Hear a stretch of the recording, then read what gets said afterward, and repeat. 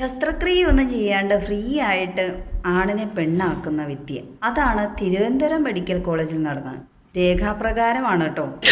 പിന്നെ നിങ്ങൾ ഇവിടെ ആരും അറിയണ്ട, മേളിൽ പോയി സംസാരിക്കുന്ന പറയേണ്ട ആവശ്യം എന്തിനാണ്?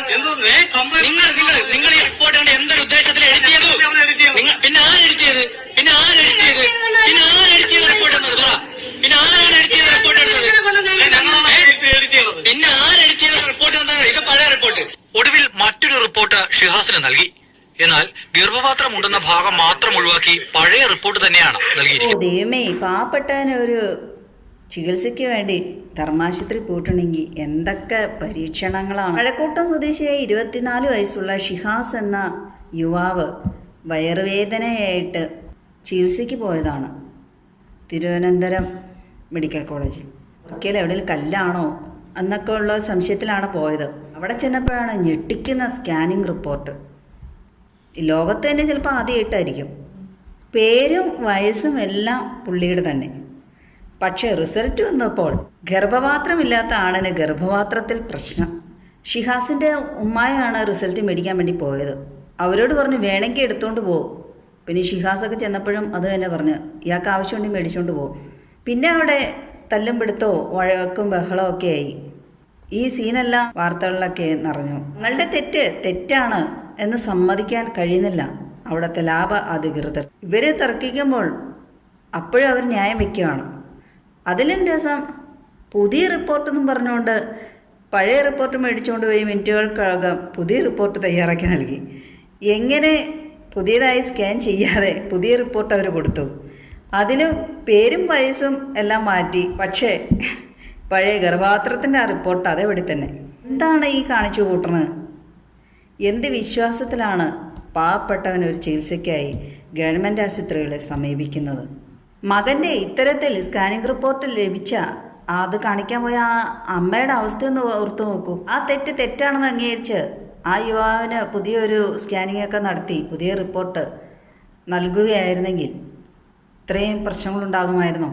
അല്ല, അവർക്ക് എന്താണ് നിർബന്ധം? ഒരാണിനെ പെണ്ണാക്കി തീർക്കണമെന്നുള്ള രേഖാപ്രകാരം. ഈ റിപ്പോർട്ട് കണ്ടപ്പോൾ സ്വാഭാവികമായിട്ടും എഴുത്തും വായന അറിയുന്ന ആർക്കും അത് മനസ്സിലാകും വായിക്കുമ്പോൾ ഏകദേശമൊക്കെ യൂട്രസിന് പ്രശ്നമാണെന്നൊക്കെ പറഞ്ഞു. അതുകൊണ്ട് ആ യുവാവ് മറ്റൊരു ഡോക്ടറെ കാണുകയും ആ ഡോക്ടറും പരിശോധിച്ചപ്പോൾ ശരിയാണല്ലോ, ഗർഭപാത്രമില്ലാത്ത ഒരാണിന് ഗർഭപാത്രം ഉണ്ടാക്കി അതിന് പ്രശ്നമാണെന്ന് റിപ്പോർട്ട് കൊടുത്തു. പിന്നെ അദ്ദേഹത്തിന് മരുന്നൊക്കെ കഴിച്ച്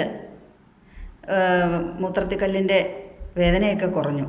ഇതാണോ ലോകം മൊത്തം അറിയപ്പെടുന്നു എന്ന് അവകാശപ്പെടുന്ന ആരോഗ്യ കേരളം? അനാരോഗ്യ കേരളമാണെന്ന് പറയും. പൈസയില്ലാതെ ചികിത്സിക്കുന്നു. അതുകൊണ്ട് ഒരു വിലയും കൽപ്പിക്കാതാണ് മനുഷ്യന്മാരുടെ ടെസ്റ്റുകൾ നടത്തുന്നതും അവർക്ക് ചികിത്സ നൽകുന്നു. ഇങ്ങനെയുള്ളൊരു സ്ഥലത്ത് ഇതിനു മുമ്പോ പരിശോധിച്ച് രോഗികളുടെ അവസ്ഥയ്ക്ക് എന്തായിരിക്കും? എന്ത് രോഗമാണെന്നൊക്കെ പറഞ്ഞായിരിക്കും ചികിത്സിച്ചിരിക്കുന്നതും മരുന്നുകൾ കൊടുത്തിരിക്കുന്നതും. രക്തമൊക്കെ എന്ത് ഉറപ്പിലാണ് പരിശോധിക്കാൻ കൊടുക്കുന്നത്? രോഗമുള്ള ആൾക്ക് രോഗമില്ലാന്നും രോഗമില്ലാത്ത ആൾക്ക് രോഗമുണ്ട് എന്നൊക്കെ വരുത്തി തീർക്കുകയില്ലേ? ഈ യുവാവിന് നൽകിയ ആ സ്കാനിങ് റിപ്പോർട്ടിൻ്റെ യഥാർത്ഥ ഉടമ ആരായിരിക്കും? ആ ഉടമസ്ഥയ്ക്ക് എന്താണാവോ കൈമാറിയിരിക്കുന്നത്?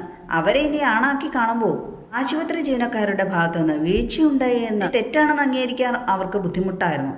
അതുമാത്രമല്ല, ആ യുവാവിനോടും ബന്ധുക്കളോടും വളരെ മോശമായാണ് അവർ പെരുമാറുന്നത്. തെറ്റെല്ലാം ആ രോഗിയോടും ആ യുവാവിനോട് ബന്ധുക്കളോടും അവരുടെ ഭാഗത്താണെന്നുള്ള രീതിയിലാണ്. യുവാവ് ഈ സ്കാനിങ് റിപ്പോർട്ടുമായി അവിടെ ചെല്ലുമ്പോൾ അവർ പറയുന്നത് യുവാവും ബന്ധുക്കളൊക്കെ അത് എഡിറ്റ് ചെയ്ത് മാറ്റിയതാണെന്നാണ്. അവരാണോ ഇത്തരത്തിൽ അവരുടെ സ്വന്തം സ്കാനിങ് റിപ്പോർട്ട് ഉണ്ടാക്കിയെടുത്തത്? ആശുപത്രിയില്ലേ, മനുഷ്യൻ്റെ ജീവൻ രക്ഷിക്കേണ്ട സ്ഥാപനമാണ്. ശക്തമായ നടപടി ഇത്തരത്തിൽ പെരുമാറിയ ഇതിന് ഉത്തരവാദികളായ ആ ആശുപത്രി ജീവനക്കാർക്കെതിരെ സ്വീകരിക്കണം. വളരെ ഗുരുതരമായൊരു വീഴ്ച തന്നെയാണത്. എങ്ങനെ അധികാരികൾക്ക് ഇത് കണ്ടില്ല എന്ന് നടിക്കാൻ കഴിയും? ജീവനക്കാർ അത്തരത്തിൽ മോശമായി പെരുമാറുന്നത് അവർക്ക് സർക്കാർ ശമ്പളം കിട്ടുന്നതുകൊണ്ടാണ്. എന്ത് റിപ്പോർട്ട് വേണമെങ്കിലും പാവപ്പെട്ടവന് എന്തെങ്കിലും കാണിച്ചു കൊടുത്താൽ മതിയല്ലോ. അവർക്ക് മാസം ശമ്പളം കിട്ടും, ശമ്പളത്തിനൊരു കുറവുണ്ടാവില്ല. കൂടിപ്പോയ ഒരു സസ്പെൻഷൻ എന്തെങ്കിലും നടപടി ഉണ്ടാവുകയാണെങ്കിൽ തന്നെ പിന്നെ പൂർവാധികം ശമ്പളത്തോടു കൂടി ഭംഗിയായി അവർക്ക് പ്രൊമോഷനോടുകൂടി തൊട്ടടുത്ത് വീടിനടുത്ത് തന്നെ ചിലപ്പോൾ ട്രാൻസ്ഫറും കിട്ടും. അതാണല്ലോ സ്വാഭാവികമായിട്ട് നടക്കാറുള്ളത്. ഒരു ഉത്തരവാദിത്വവും ഇല്ലാതല്ലേ ഒരു ആണിനെ പെണ്ണാക്കി ചിത്രീകരിച്ചിരിക്കുന്നത് സ്കാനിങ് റിപ്പോർട്ടിൽ. ഒരു പേരോ ഊരോ മാറിപ്പോകുമോ അല്ലെങ്കിൽ വേറെ എന്തെങ്കിലും മരുന്നോ മാറിപ്പോകുമോ, അതൊക്കെ സ്വാഭാവികമായി സംഭവിക്കുന്നതാണ്. ഇഷ്ടംമാതിരി കേട്ടുകേൾവിയുണ്ട്. ഇങ്ങനെ ഒരു സംഭവം എവിടെയും കേട്ടുകേൾവി പോലും ഉണ്ടോ? നീതി നടപ്പാക്കുകയാണെങ്കിൽ ആ യുവാവിനോടും ബന്ധുക്കാരോടും മോശമായി പെരുമാറിയ ജീവനക്കാരെ പിരിച്ചുവിടുക തന്നെ വേണം.